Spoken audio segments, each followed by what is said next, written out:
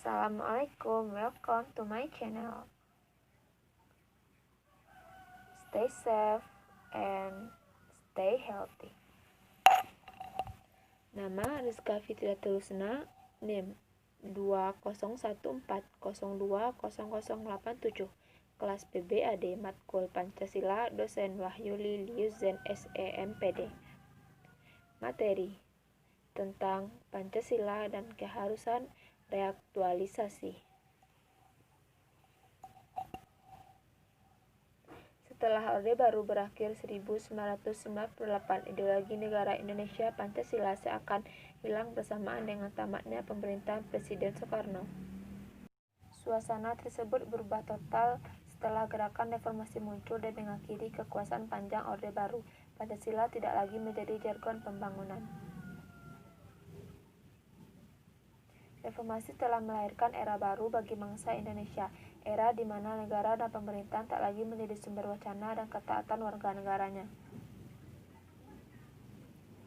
Ujian setelah lengsernya Presiden Soeharto adalah lepasnya Timur dari genggaman NKRI, disusul dengan keinginan GAM untuk memisahkan diri dari NKRI, disusul juga dengan keinginan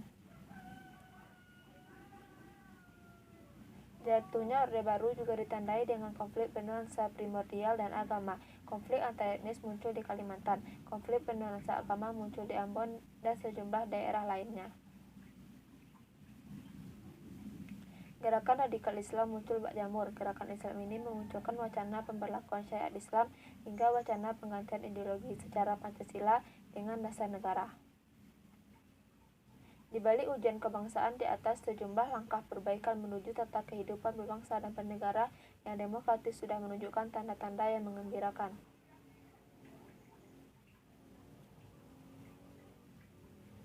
Sistem politik dengan pemilu yang semakin terbuka dengan kontestan banyak partai politik dan pembatasan jabatan presiden menjadi indikator demokrasi Indonesia yang penting.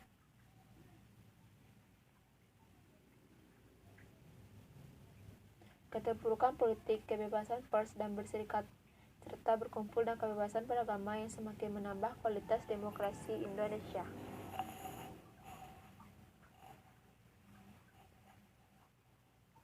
Namun demokrasi Indonesia masih berhadapan dengan anasir pemahaman dan tindakan yang tidak sejalan dengan demokrasi dan kemajemukan.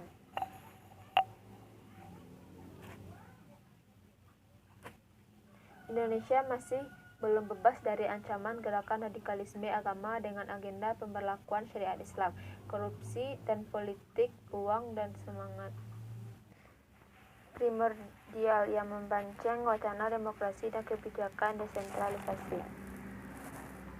Tujuan desentralisasi yang sejadi seirama dengan demokrasi dan tata kelola pemerintahan yang baik dan bersih dan akumental telah banyak dibengkokkan untuk pencapaian kekuasaan sesaat dengan basis primordialisme melalui transaksi politik yang berawal dengan Pancasila.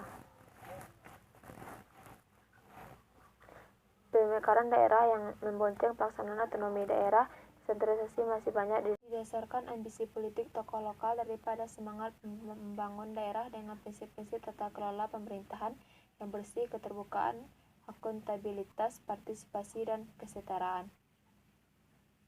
Prinsip-prinsip tata kelola pemerintahan yang baik dan bersih yang diasung gerakan reformasi tenggelam dalam masih kuatnya budaya mencari kekuasaan semata tanpa diimbangi kelayakan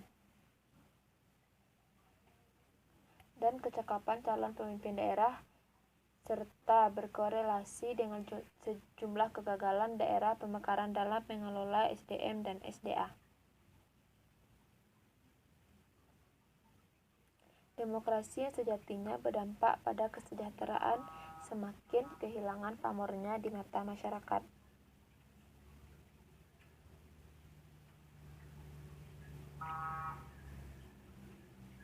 Transaksi politik berdasarkan uang dan pemberlakuan perda yang bernuansa agama tertentu menambahkan daftar panjang ancaman terhadap integrasi bangsa dan jati